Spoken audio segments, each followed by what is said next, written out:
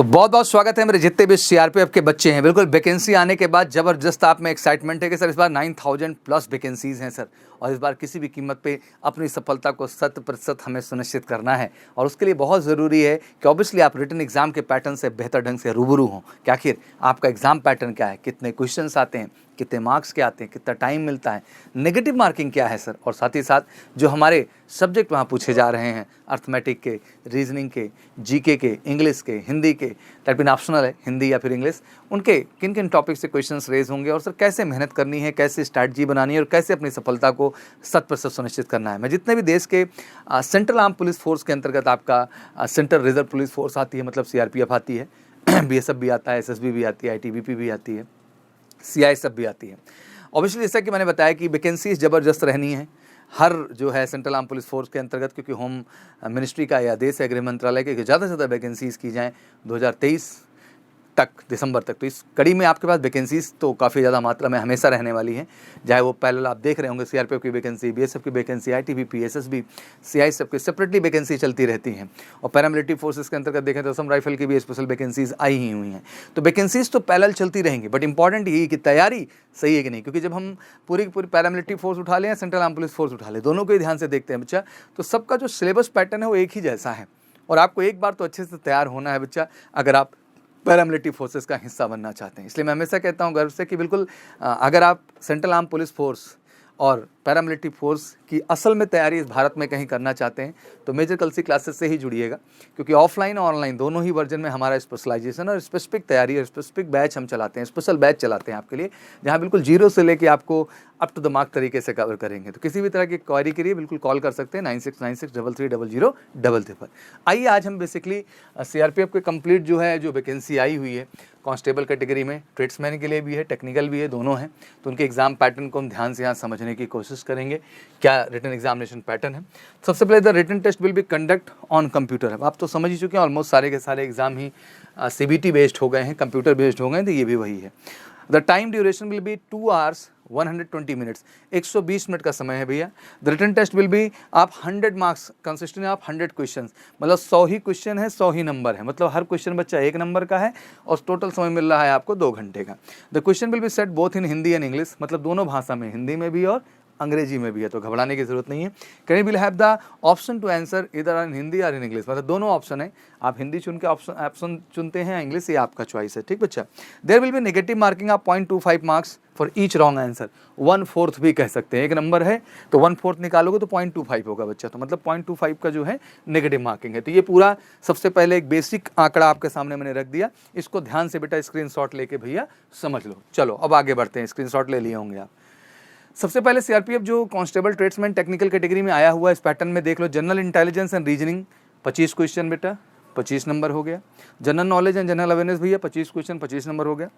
Elementary mathematics या अंगणित आप कह लें, 25 question 25 minute. Hindi English optional है बच्चा, आप हिंदी भी चुन सकते हैं, इंग्लिश भी चुन सकते हैं, जो आपका चॉइस है बच्चा, उसके अनुसार 25 क्वेश्चन, वहाँ भी 25 नंबर, अब आपका चॉइस है जो आप चुनना चाहें। तो 100 क्वेश्चन हो गए, 100 जो है बच्चा आपका नंबर हो गया और 2 घंटे का पेपर हो गया। ये तो बेसिक हो गया। सबसे पहले चलो इंग्लिश पे ही आ जाते हैं, क्योंकि इंग्लिश के बच्चे बहुत सारे हैं जो अप्लाई करते हैं। तो इंग्लिश की हम लोग बात करें तो ability to understand correct English, मतलब करेक्ट इंग्लिश समझने की समझ हो। Basic comprehension and writing ability देखी जाती है। एरर स्पॉटिंग आपके पास है, फिल इन द ब्लैंक्स है, शब्दकोश वोकैबुलरी है, स्पेलिंग एरर्स देखे जाते हैं, इंग्लिश ग्रामर है, इडियम फ्रेजेस हैं, सेंटेंस स्ट्रक्चर है बच्चा, सिनोनिम एंटोनिम्स भी आते हैं इसके स्तर के। फिर इसके साथ साथ अगर हम ध्यान से देखें तो सेंटेंस आपका कॉम्प्लीशन भी आता है बच्चा, फ्रेजेस एंड एडियम्स भी आपसे पूछे जाते हैं, ठीक है ना। तो ये ध्यान रखना है कि इंग्लिश का भी लेवल काफ़ी वास्ट है और अच्छे से पढ़ना पड़ेगा। इसके लिए मैं बुक भी कहता हूँ कि एमकेसी पब्लिकेशन से ही जाके स्पेशली जो एसएससी जीडी का, मतलब सीआरपीएफ बीएसएफ आईटीबी का स्पेशल डिज़ाइन किताब है वो आप मंगा लीजिएगा, आपको बहुत मदद करेगा। उसमें सारा बटे टॉपिक मिल जाएगा, इस पर बेस्ड क्वेश्चन मिल जाएंगे, जिससे आप अच्छा से तैयारी कर लो। हिंदी भी, व्याकरण तो है ही, शब्दों का उपयोग हो गया, सत्सम एंड तद्भव हो गया, वाक्यांशों के लिए बेटा शब्द निर्माण हो गए, कारक हो गए, लिंग हो गए, त्रुटि से संबंधित अनेकार्थी शब्द जो होते हैं, संधि हो गया, समास हो गया, शब्दावली हो गया, पर्यायवाची शब्द हो गए और आपका जो है समानार्थी भी शब्द हो गए। तो ये बेसिकली हिंदी का सिलेबस आप देख पा रहे हैं। फिर आपका आ जाता है अंगणित का भैया, जिसमें फंडामेंटल अर्थमेटिकल ऑपरेशन हो गया, decimal and fraction and the relationship between number, time and distance, discount, average, interest, mensuration, time and work, number system, profit and loss, use of table and graph, ratio and time, percentage, ratio and proportion and competition and whole number. देखो एक अच्छी बात यहाँ ये समझने वाली है बच्चा कि अर्थमेटिक तो हर जगह सिलेबस वही है, बस मायने क्या रखता है बच्चा अच्छी टीचिंग के दौरान जब हमारे ऑफलाइन ऑनलाइन क्लास चलती है तो हम लोग क्या करते हैं, कॉन्सेप्ट तो है ही है, बट ये बड़ा जरूरी होता है कि आप अपने कंपटीशन वाइज क्वेश्चन भी अप्रोच करें। तो एमकेसी की ज़बरदस्त R&D टीम बेटा काम करती है जो ऑफलाइन वर्जन में भी ऑनलाइन में दोनों में भी एक बेहतरीन R&D करके बेहतरीन क्वेश्चन कलेक्शन बेटा आपके पास लाती है, जो आपको मदद करता है आपके एग्जाम में आपके परफॉर्मेंस को बेहतर करने के लिए। जनरल अवेयरनेस में बेटा आपका स्टैटिक जनरल नॉलेज हो गया, इंडिया एंड यूनियन टेरेटरीज हो गई, करंट अफेयर हो गया, स्पोर्ट्स हो गया, बुक एंड ऑथर हो गया भैया, इंपॉर्टेंट स्कीम हो गई, पीपल इन न्यूज़ हो गए, history, geography, economics, award and honour and science and technology. तो यही टॉपिक है जो आपके जीके पार्ट में आएंगे। रीजनिंग की बात कर लें तो classification, analogy, coding decoding, paper for जो है फोल्डिंग मेथड हो गया, मैट्रिक्स हो गया, वर्ड फॉर्मेशन हो गया, वेन डायग्राम हो गया, डायरेक्शन एंड डिस्टेंस हो गया, ब्लड रिलेशन हो गए, सीरीज हो गए, वर्बल रीजनिंग हो गई, नॉन वर्बल रीजनिंग हो गई। तो ये टॉपिक हैं जो बेसिकली आपके कवर होंगे। बाकी अभी तक अगर एमकेसी लर्निंग ऐप नहीं डाउनलोड किया है तो कर लो फटाफट, एक इकलौता प्लेटफॉर्म है, बेहतरीन गाइडेंस मिलता है और बड़े ही रीजनेबल चार्जेस। ये तो ऑफलाइन वर्जन है, ऑनलाइन वर्जन है, ऑफलाइन में भी जा सकते हैं। कॉन्टैक्ट नंबर दिया है 9696330033। अच्छा डिस्काउंट चल रहा है, ज्वाइन करिए। स्पेशल तैयारी में लगिए बेटा, अच्छे से एक बार मेहनत कर लेंगे भैया तो सफलता जरूर मिल जाएगी। तो आशा करता हूँ सिलेबस आपको अच्छे से समझ में आ गया होगा, और इसके बावजूद कोई क्वेरीज है तो बिल्कुल कमेंट बॉक्स में मेंशन करिए। फिर से मैं हाजिर होऊंगा आपके सामने एक डिटेल्ड वर्जन में उस विषय में जानकारी लेकर के। तो एक बार फिर से मेरी तरफ से बहुत बहुत शुभकामनाएं बेटा। फॉर्म भी भरना है, तैयारी भी करना है।